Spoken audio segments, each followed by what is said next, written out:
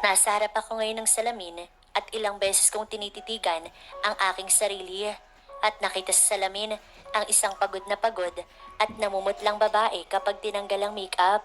Isa akong ganap na artista na hinahangaan ng mga kabataan dahil sa kasikatan sa industriya. Maging sa totoong buhay ay hindi pa rin papahuli. Hindi nila alam na ang mukhang hinahangaan nila ay nakasuot ng maskara. Ang maskara na hindi nahuhubad dahil sa taglay na pangungulila ng kakulangan sa pagmamahal at pagbibigay importante kung sino ako. Kung akala nila ay masaya ako sa buhay ko, ay napakalaking pagkakamali dahil napakalungkot at walang makitang buhay kapag nag-iisa. Nakakatawa dahil isa lang akong artista na walang sariling pera dahil lahat ng aking kinikita ay hindi ko man lang nahawakan. Dumidiretso na kasi ito sa account ni Tia.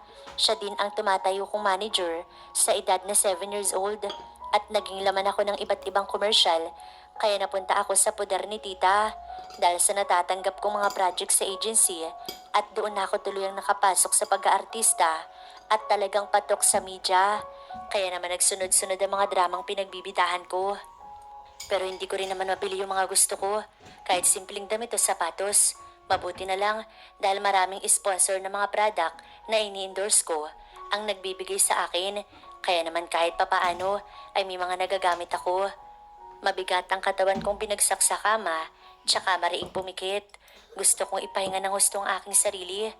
Isang sikat na artista at modelo si Kylie.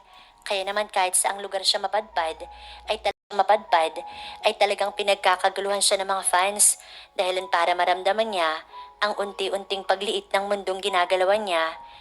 Isama pa nga dito ang mga basher at karamihan ay toxic na fans hanggang sa isang araw ay humingi siya ng break sa kanyang manager.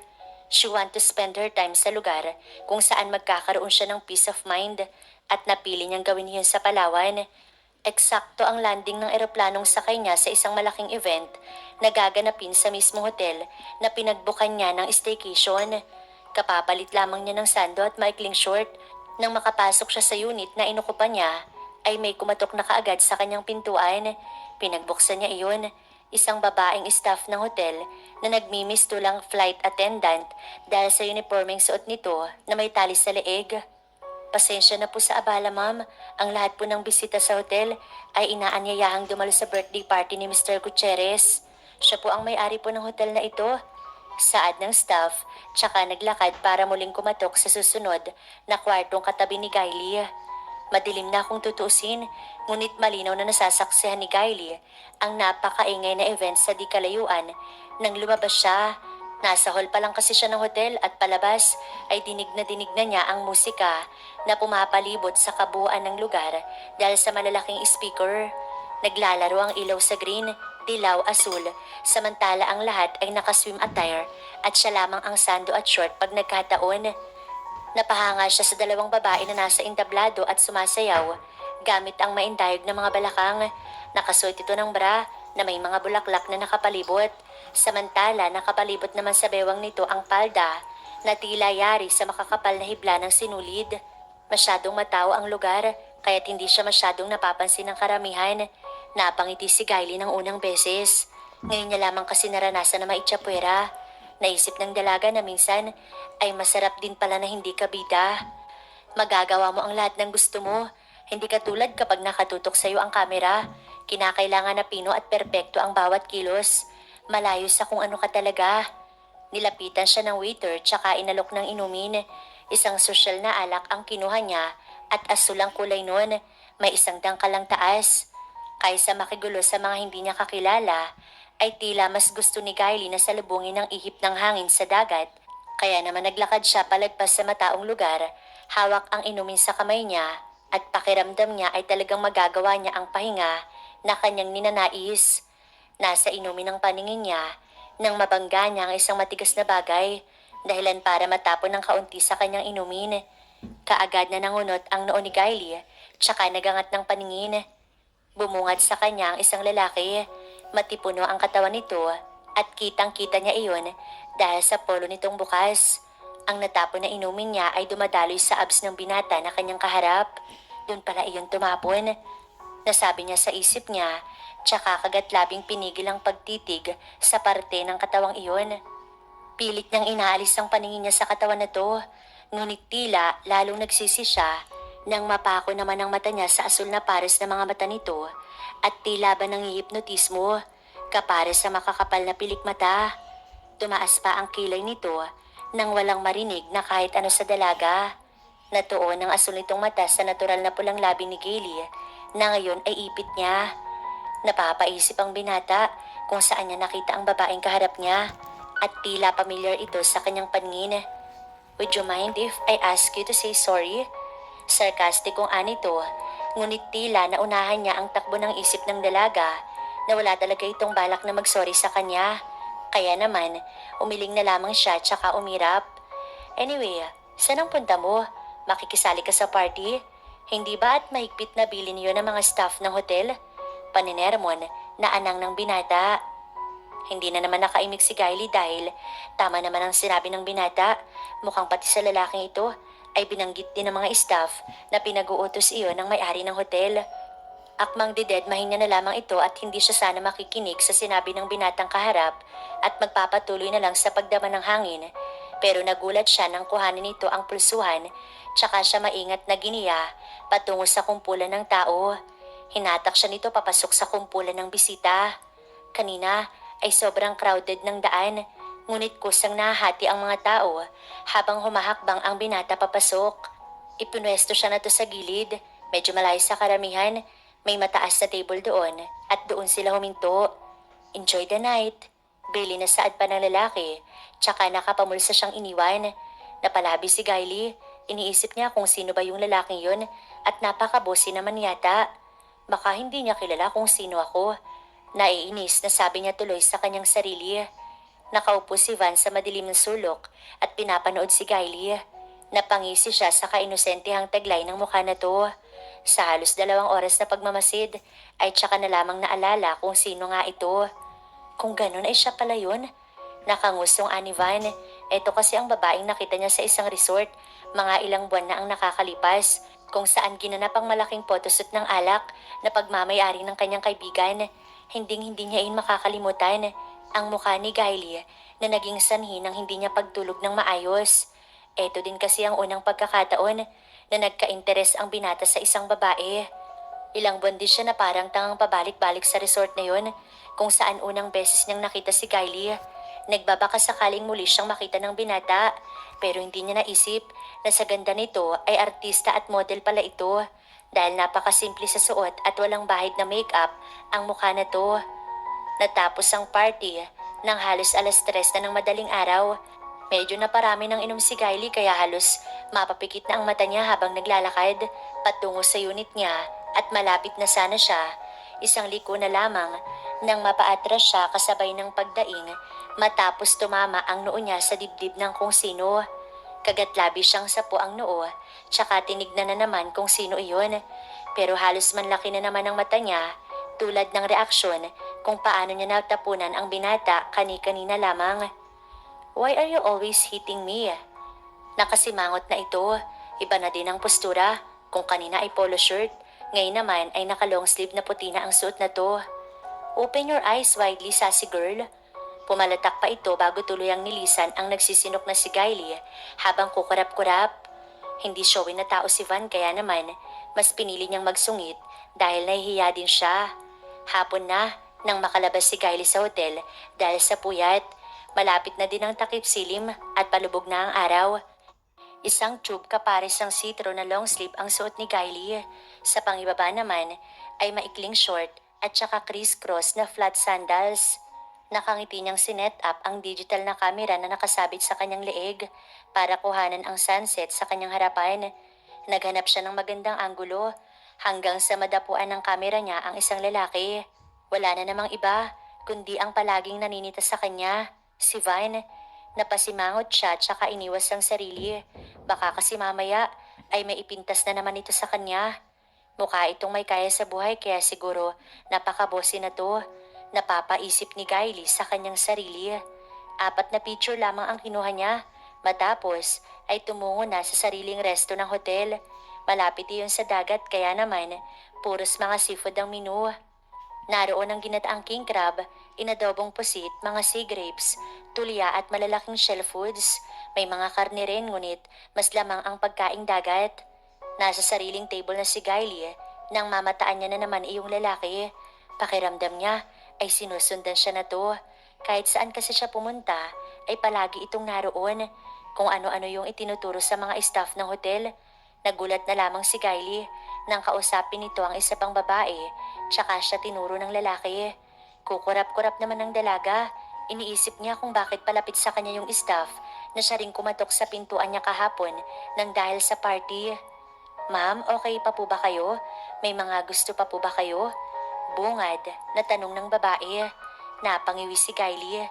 Maayos naman kasi ang service sa hotel at hindi na kailangan pang tanungin yun. Okay lang naman ako. Nahihiyang aniya habang nakangiwi. Sinubukan niyang isnabi ng presensya ng binata. Ngunit panay ang sulyap nito sa kanya. Tuloy ay napapakunot ang noo niya kung minsan. Pagtapos kumain ay ramdam pa rin ni Kylie ang pagod dahil sa party kaya naman nagdesisyon siyang bumalik muna sa kanyang kwarto. Nasa pinakadulo kasi ang nakuha niya, katabi ng sentrong kwarto na tila napaka-espesyal ng tumutuloy doon dahil sa napakalawak na espasyo. Bukod doon ay nag-iisa lamang ang kulay gintong pintuan noon sa lahat ng mga room sa floor nila. Pinihit ni Kylie ang doorknob niya at takmang papasok na nang bumukas ang kwarto na nasa gilid niya at iniluwa ng pintuan noon ang gwapong mukha ng lalaking kanina niya pa nakikita.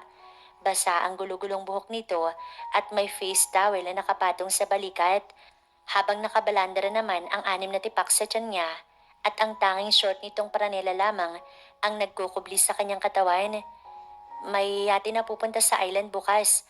Baka gusto mong sumama. 10:00 ang alis. Seryoso ang tonong ginamit ng lalaki. Pero tila hinihipnotismo na naman si Kylie ng asul na mata na to. Hindi ako sure. Nasabi niya, tsaka nagmamadaling pumasok ng kwarto. Napasandal pa siya sa pintuan dahil sa kaba na hanggang ngayon ay hindi nawawala sa kanyang dibdib. Bakit kailangan niyang kabahan kapag tumitingin siya sa mata ng binatang yon? Napakarami na ng artista na nakapareha niya, ngunit iba talaga ang dating ng lalaking iyon para sa kanya. Lilinga-linga si Kylie habang sinisigurado na wala sa paligid yung lalaki ng umaga.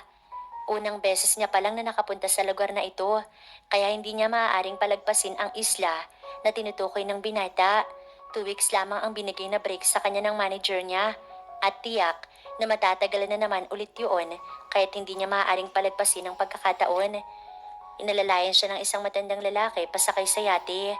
May mga number ang upuan noon, kaya hinanap niya ay ika-18 kung saan ang kanyang numero. Akmang tatapak na siya sa bukana nito nang maunahan siya ng isang lalaki. Sumunod na lamang siya, tsaka muling hinanap ang kanyang upuan. Napalabi siya nang wala sa tabing bintana ang kanyang spot. Naupo siya katabi ng isang lalaki. Nag-alis ito ng shade, tsaka siya nilingon matapos ay ngumiti. I'm Ezekiel. Inalok niya ang kamay sa dalaga. Sa dami ng pagkakataon, ay mukhang ngayon lamang ito nagkaroon ng pagkakataon para ipakilala ang sarili. Hindi malaman ni Kylie kung tatanggapin niya pa iyon, pero gusto niyang maging professional tulad ng ibang fans kung paano niya ipakilala ang kanyang sarili. Kylie, tipid ng ngiting pinakawalan niya, tsaka tinanggap ang kamay ng binata para makipag-shake hands. Hindi niya alam kung ano yung rason, ngunit nakatanaw sa kanila ang karamihan na sakay ng yate. Sir, sorry for disturbing you but the captain of our ship wants to talk to you. Anang babae nang lumapit sa kanila. Mukhang maimpluwensya talaga ang binata kaya kinakailangan ni Kylie na mas igihan ang pakikitungo dito dahil hindi niya pa ito lubos nakakilala. He's Mr. San Diego. Siya yung may-ari ng hotel na tinutuluyan natin, pati na yung yate na ito, maski nga yung isla na papasyalan natin mamaya.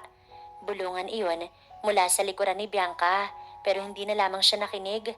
Hindi nagbago ang posisyon ng pagkakaupo ni Gail at nanatili sa pagkakapikit, samantalang si Van naman ay prente ding nakaupo sa tabi niya nang ito ay makabalik. Maputing buhangin ng kaagad na sumalubong sa maputing paa ni Kylie. Mas payapa ang islang pinuntahan nila kumpara sa Palawan. Natatanaw niya ang mga punong nakalaylay sa ibabaw ng dagat, bagay na nagpapangiti sa kanya. Malakas na ihip ng hangin ang nagpatinag sa kanya lalo na nang magulo ang hanggang balikat niyang buhok, kaya tumalikod siya para wag masaktan ng hangin ang kanyang mga mata. Nanlaki na lamang yun nang naroon pala si Ezekiel na nagpapakilala sa likod niya at nakapamulsa habang siya ay pinagmamasdan. Nagbaba ng tingin si Kylie. Ayaw niyang isipin ng binata na gusto niya ang ginagawa nito at saka na nga siya naglakad. Huwag kang masyadong lumayo, miss. Hindi mo pa kabisado ang lugar na ito. Paalalang ani Van. Bagaman hindi siya sumagot, ay gano'n naman ang ginawa niya. Masyadong naaliw si Kylie sa napakagandang tanawin sa lugar na yon. Nagustuhan niya din ang ambience ng paligid. Mababait din ang mga tao nang tunguhin niya ang isang tiyanggi. Panayunik souvenir ang naroon, kaya naman talagang aliw na aliw siya. Mag-aalas 2 na ng hapon, ngunit hindi man lang siya nakaramdam kahit kaunting gutom. Hanggang sa matanaw niya ang pamilyar na figura ng kapwa-artista niyang isang sikat din, ngunit higit at mas matunog ang pangalan niya kumpara dito. Kylie? May halong gulat at saya ang babae nang matanaw siya na to. Kinailangan pa nga nitong alisin ng shade na suot para makita ni Gail ang tuwa na to. Anong ginagawa mo dito? Nakangising saad ni Gail, tsaka hinawakan ng kamay ng malapit na katrabaho. Umikot ang mata ng babae bago sumagot. Of course, naghahanap ng mabibingwit na fafa. Tawang anito na kinatawa din ng dalaga. Nalimutan niyang vulgar nga pala ang tema ng mga pelikulang ginagawa ng babaeng ito. Kaya ano pa yung aasahan niya? Dahil gano'n naman talaga siya kahit sa totoong buhay. Mahilig sa lalaki at fast relationship. Niyaya ng babae si Kylie sa isang bar na hindi nga sumagi sa isip niya na may ganoong lugar din pala sa Palawan. Ibang-iba ang lugar na iyon kaysa sa bar na kanyang nakasanayan. Mga tagning kahoy na sinadya pa yata sa ibang bansa dahil sa ganda ng mga natural na disenyo noon. Ang bawat pagkakapako ay may naka-highlight na pailaw na siyang nagsisilbing liwanag sa kabuuan ng lugar. Mga foreigner din ang bisita sa loob, bagay na kinatuwa lalo ng babaeng kasama ni Kylie. Napapailing na lamang si Kylie. Napapaisip siya na kaya siguro malakas ang loob nito na magwala sa lugar na iyon ay dahil wala naman sa kanilang nakakakilala. Nasa kalagitnaan ng pag-inom si Kylie nang tumawag ang kanyang manager. Kaya lumabas pa siya dahil hindi niya gaanong madinig ang manager sa linya. Ano? Hindi kita maintindihan, mamang. Sabi ko mapapaaga yung balik mo dahil may mga nakapila ka nang i-endorso. Paglilinaw ng bakla sa linya. Kaagad na napasimangot ang dalaga. Pakiramdam niya kasi ay isang araw lamang ang itinagal niya sa Palawan. Kahit iisang buong linggo naman yun. Pabalik niya siya sa loob nang madinig niya ang napakalamig na boses mula sa stage ng lugar. Tila na curious tuloy si Kylie kung sino iyon, kaya't lalo pa siyang lumapit at nanlaki ang mata niya nang matanawan na naman ang binata na palagi niyang nakikita sa kanyang paligid. Iniisip niya kung VIP din ba yung lalaking yun, kaya't narito pa rin siya sa isla. Bumalik na kasi ang yate pa hotel at may maliit lamang na sasakyang pangdagat na iniwan para sa VIP. Nanlaki lalo ang mata ni Kylie nang matanaw ang malalim na pagtitig ng binata sa kanya. Tila nadidinig nito ang malakas na kalabog ng kanyang puso.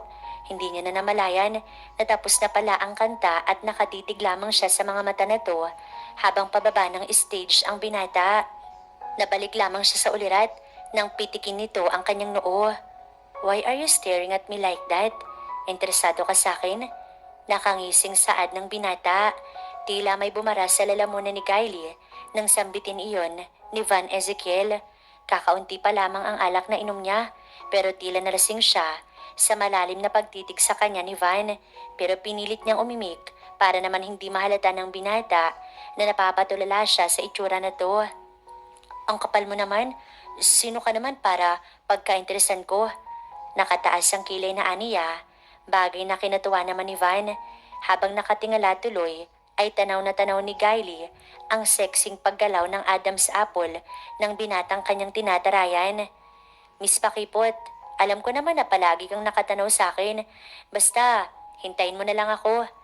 Hindi na nakapagsalita pa si Kylie nang lisanin na ni Van ang lugar na iyon. Humigit 2 linggo na din ang nakararaan mula nang makauwi si Kylie galing sa Palawan, pero hindi maalis sa isip niya ang gwapong mukha ng binatang si Van. Nanghihinayang siya na hindi niya man lang ito nakausap ng matagal. panay ang kanyang pagtataray. Paano naman kasi, hindi din maayos ang pagkakakilala namin sa isa't isa? Napabuntong hininga si Gail, tsaka binagsak muli ang katawan sa kama. Ang mga mata nitong animoy naghihipnotismo. Mapupula niyang labi, matipuno niyang pangangatawan. Hayst, nababalo na yata ako. Napapatiling ani Kylie sa sarili. Kanina pa din kasi siya pagulong-gulong sa kama, pero hindi talaga mawala sa isip niya ang binatang iyon. Maging sa panaginip ay nakikita niya ang binata. Dahilan na rin siguro kaya't hindi niya ito makalimutan. Gailey, baby, what happened? Alalang-anang manager niya nang sunduin siya nito sa unit. Gawa na naman ng binatang yun, kaya hindi siya nakatulog. Pinapatungkulan na naman ng manager niya ang eye bag sa ilalim ng kanyang mata. May dialogue kasi akong sinaulo, mamang. Palusot na aniya nang palabas na sila sa unit na kanyang tinutuluyan. Pinag-drive na rin siya ng manager dahil nag-aalala din ito na baka maaksidente pa sila kung sakali. Pagkarating nga sa setting ng photoshoot ay hindi na magkanda o gaga ang mga staff nila dahil late na. Aabuti na si Kylie ng init kung hindi sila magmamadali. Bagay na ayaw ni Kylie sinasapit ang mabilad sa arawan at isa pa ay may gluta din kasi siyang iniindorso kaya't hindi maaaring umitim ang kanyang balat. Oh, may nagpadala na naman sa'yo. Inabot na naman ng manager niya ang isang bukay ng bulaklak. Rose yun na kulay pula at tansya ni Gail ay aabot na naman iyon sa 12,000 piso. Nagpakawala na naman siya ng malalim na buntong hininga. Napapadalas na kasi ang pagpapadala sa kanya ng bulaklak nang hindi naman niya kilalang tao dahil wala namang naka-indicate na letter doon. Pero napansin niya ang maliit na papel na nakaipit sa loob nun kaya't binasa niya. See you, V.E.S. Yun ang mga letrang nakasulat doon kaya't napapaisip si Gail at nang wala siyang mahulaan kung sino iyon ay nagkibit balikat na lamang siya at saka inamoy yun. Si Mr. San Diego ang bago mong contract. Ikaw ang gusto niyang maging cover ng wine company niya.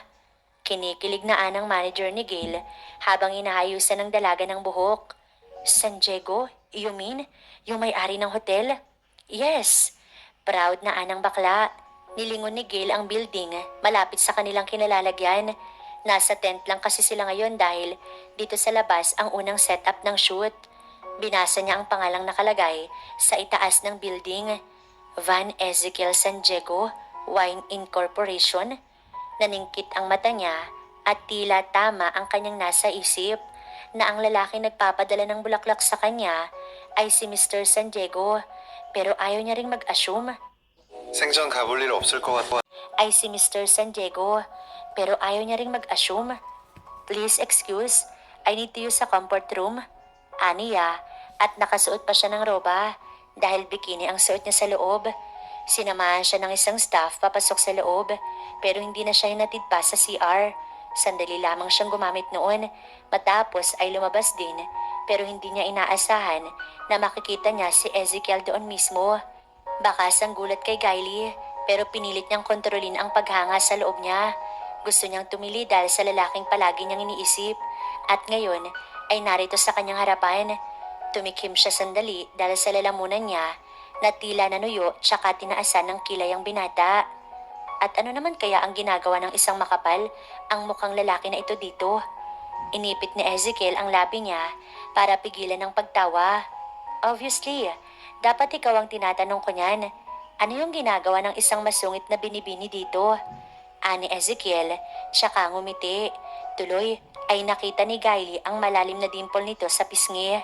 Of course, hindi na ituloy ni Kylie ang kanyang sasabihin. Naisip niyang tagapalawan ng binatang ito kahit wala siyang ideya na isa siyang sikat na artista. Si Mr. San Diego, manliligaw ko siya. Nakataas ang kilay na ani Kylie. Wala naman sigurong masama kung magsisinungaling siya since pinadadala na naman siya ng bulaklak noon kahit hindi niya pa ito kakilala. Talaga? Nakangising saad ni Ezekiel. Pero akala ko wala kang interes sa kanya. Hindi na wala ang pagkakangisi ng binata. Sa'yo wala, sa kanya meron. May problema ba doon? Nakataas pa din ang kilay na ani Kylie. Lalong lumakas ang pagtawa ni Ezekiel. Hanggang ngayon kasi ay hindi pa din pala nahuhulaan ni Kylie na siya si Ezekiel San Diego. Nahinto lamang ang pag-uusap nila nang sunduing muli si Kylie ng staff na siyang sumama sa kanya kanina. Kaya kinubli ni Ezekiel ang kanyang muka. Ma'am Kylie, pinapatawag na po kayo sa labas. Baka daw po dumating si Sir San Diego. Ayaw daw po noon na naghihintay. Umuwi si Kylie tsaka inirapan si Ezekiel. Pero ang totoo ay panay na ang kabog ng dibdib niya dahil tila mas gumwapo ang binata sa suit na suot na to. Gusto niya pa sana makipagkulitan sa binata pero wala na siyang choice. Panay polo at short lang kasi ang nakita niyang forma nito sa Palawan. Kaya naman, hangang-hanga siya sa postura nito ngayon. Nasa solo shoot si Kylie nang umalingaw-ngaw ang pamilyar na boses mula sa likod ng kanyang background. Hi there! Napalunok siya at tila ba biglang ginapangan ng hiya dahil nakabikini lamang siya. Alam niyang boses iyon ni Ezekiel. Nako sir, nandyan na po pala kayo. Masiglang anang manager niya na kinakunot ng noo ni Kylie. Hindi mahulaan kung bakit iginagalang ito ng kanyang manager. Inalok pa si Van ng upuan para makita ang shoot na ginagawa ni Gail. Pero nangunot ang noo niya nang makita ang vulgar na suot na to. That outfit is not suit with my product. Can you just change that into gown? Ang ala ko ay hindi pang bar, pang party kaya tingin ko mas okay kung gown ang kanyang isusuot. Bulong na ani Ezekiel sa manager. Malayo ang paliwanag niya sa katotohanan na ayaw niyang pagpiestahan ng katawan ni Kylie ng iba't ibang uri ng mata na siyang magiging buyer ng kanyang produkto. Matagal niya na kasing nais itong ligawan, ngunit alam niyang napakapihikan ng babae kaya hindi na siya nagtangka. Mabuti na lamang at nagkita silang muli sa Palawan at doon nagkaroon siya ng lakas ng loob na ito ay lapitan. Ano bang mali at kailangan ko pang magpalit? Naiinis na ani Kylie nang pumasok sila sa fitting room kasama ang kanyang stylist. Ipinagbilin daw ni Mr. San Diego kanina na wag swimwear ang suotin sa kanyang produkto. Umikot ang mata ni Kylie sa kanyang stylist. Kanina? Hindi ko nga nakita na dumating ang San Diego na yon. Naibulong niya pa. Napansin mo yung lalaki kanina? Anong ginagawa nun doon? Curious na tanong ni Kylie habang sinasara ng stylist niya ang zipper ng likod ng kanyang gown. Ayun ba? Ang gwapo no? Nakita niya nga kanina yung katawan mo. Mukhang hindi niya nagustuhan yung kurba, kaya pinabago niya.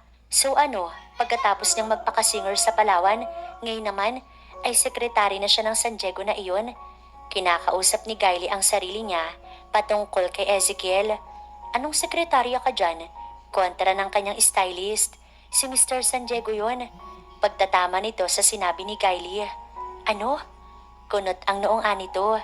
Hindi pa din mahulaan ang sinabi ng stylist. Yung gwapong lalaki kanina. Siya si Mr. Van Ezekiel San Diego. Tila nag-slow mo ang bawat pagbigkas noon para kay Kylie. Tsaka nag-sink in sa kanya ang lahat. Bakit nga ba hindi niya naisip ang cool na presensya ng lalaki sa Palawan? Ang pagiging bossy nito, pati na ang mga initial na nakita niya kanina sa bulaklak. VES, na ang kahulugan ay Van Ezekiel San Diego. Nakagat ni Kylie ang ibaba niyang labi. Patay, nasabi ko pa naman na maniligo ko si Mr. San Diego. Gusto na niyang tapikin ang noo niya. Pakiramdam niya kasi ay kusa niyang pinahiya ang kanyang sarili sa binata.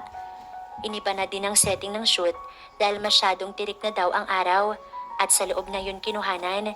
Naunang picturean si Kylie, suot ang masikip niyang gold gown habang hawak ang bote ng wine. Ano, ready na ba yung leading man? Saad ng manager. Napatingin si Kylie kay Julian na kanyang stylist. Halos kiligin na sa modelong makakapareha niya. Lumabas na ito sa maliit na fitting room pero nakatalikod pa din dahil nire-retouch pa ang kanyang buhok. Bakat na bakat ang maskulado nitong pangangatawan. Maya-maya pa ay humarap ito, suot ang Amerikana niyang gray na naging dahilan ng pagkabigla ni Kylie. Nakangisi ito habang palapit kay Kylie. Pakiramdam niya ay kinilabutan ng buo niyang katawan dahil sa paraan ng pagngisi na to. Lalo na nang iabot ni Van ang isang wine glass na may lamang alak. Bahagyang nagdikit ang likod ng kamay nilang pareho na nagdulot ng bulta-bultahing kuryente sa puso ni Kylie. Paanong push ba to, Direk? Ganito? Tanong ng binata kasabay ng paghila niya sa maliit na bewang ni Kylie, dahilan para mapalapit ang dalaga sa kanya. Bakit parang may spark?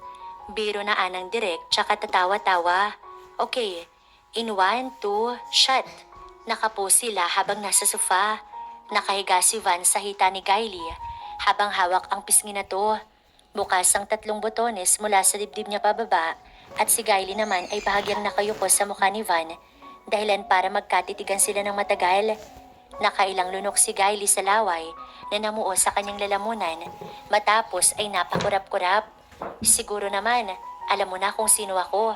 So pwede na ba kitang ligawan bilang si Mr. San Diego tulad ng pagmamalaki mo sa akin kanina? Nakangising saad ni Van pero hindi siya sinagot ni Kylie. Natatakot kasi siya na baka iwanan lang din siya ng binatang ito kung sakali na maging sila tulad ng mga past relationship niya. Pero si Van ay isang kilalang negosyante. Hindi siya mapapakali kung hindi niya makukuha ang gusto niya. Kaya kahit 10 beses na siyang tanggihan ng dalaga, ay hindi niya pa rin ito titigilan. Lamang ang pagpaparamdam niya kay Kylie ng damdamin niya kumpara sa mga matatamis na sinasabi niya. Kumbaga, ginawa niya ang mga katagang action louder than words. Nariyang dalhan niya ito ng mga pagkain, prutas at bulaklak, pero hindi pa rin siya pinapansin ng dalaga. Palaging busy ako ang bukang bibig na to, kahit batid ni Ezekiel na may kakaiba na sa kilos na to. Yun bang tipong pinipigil niya kung ano yung nasa loob niya? Tss, bibigay ka din. I knew it, mahal mo na ako. Natatawang ani Van nang ipagtabuyan na naman siya ni Kylie. Hanggang sa sumunod na araw ay hindi na naman nakatiis si Ezekiel. Pauwi na si Kylie nang mamataan niya si Van sa harap ng building ng kanilang estudyo. Nakasandalang binata sa gilid ng kotse niya habang nakahalokip-kip at matyagang naghihintay. Ako nang maghahatid sa'yo, ani Ezekiel nang maglakad si Kylie palapit. Hindi na. Akmang iiwas si Kylie pero hinawakan ni Ezekiel ang kamay nito para kuhanin ang atensyon ng dalaga. Please, nagsusumamong ana to. Iniiwasan mo ba ako? Nakukulitan ka na ba sa akin? O baka hindi mo talaga ako gusto? Nakatanaw si Ezekiel sa daan pero lumingon siya para makita ang reaksyon ng dalaga. Nagpakawala ng buntong hininga si Kylie tsaka mariin na pumikit at hindi niya kasi alam kung paano ipapaliwanag ang kanyang damdamin. Natatakot ako. Yumuko si Kylie tsaka pinagkutkot ang kanyang mga kamay. Baka matulad lang din tayo ng iba ng mga nakaraan ko. Iiwanan mo lang din ako. Malungkot na ani Kylie. Trust me, kung gusto mo, pakasalan na kita ngayon eh. Seryosong ani Ezekiel, bagay na kinalingon ng dalaga. Hindi mababakas ang biro sa binata, bagkos ay seryoso at sincero ang mga mata na to. Ilang taon kong tinago yung feelings ko para sa'yo dahil hindi ako makasingit sa dami ng manliligaw mo. Ibig mo bang sabihin ay kilala mo ko noon pa man? Hindi makapaniwalang ani Kylie. Ngumiti si Ezekiel at saka tumango. Oo, hanggang sa narinig kong nagpabukas sa hotel ko. Kahit may business trip ako sa Australia, ay iniliban ko yon para makasama ka. Pero sinungitan mo lang ako buong bakasyon mo. Natatawang ani Ezekiel. Napatitig si Kylie sa kanya na may paghanga. Akala niya kasi ay nagustuhan lamang siya ni Van dahil nakilala siya nito bilang artista. Tila nagkasundo ang mata nilang pareho. Napakurap-kurap si Kylie nang maging mapungay ang mga mata ni Ezekiel. Ang mga paru-paro sa tiyan niya ay tila unti-unting nabubuhay. Dahan-dahan itong lumapit sa kanya, tsaka inabot ang kanyang labi. Ginawaran siya ng binata ng matamis na halik sandali. Nung una, ay sandali lang talaga ang pakay ni Ezekiel. Ngunit tumugon ang dalaga habang nakatikom ang kamay niya na nakapatong sa hita niya. Nagpalitan sila ng sagot sa isa't isa. Ang bawat paghalik ni Ezekiel ay nagpaparamdam kung gaano niya kamahal si Kylie. Tumigil lamang ang binata nang maramdaman niya na nauubusan na ng hangin si Kylie. Nakatunghay pa din si Kylie nang siya ay humiwalay. Sorry, hindi niya natapos iyon matapos na kusang lumapit muli si Kylie para siya ay halikan.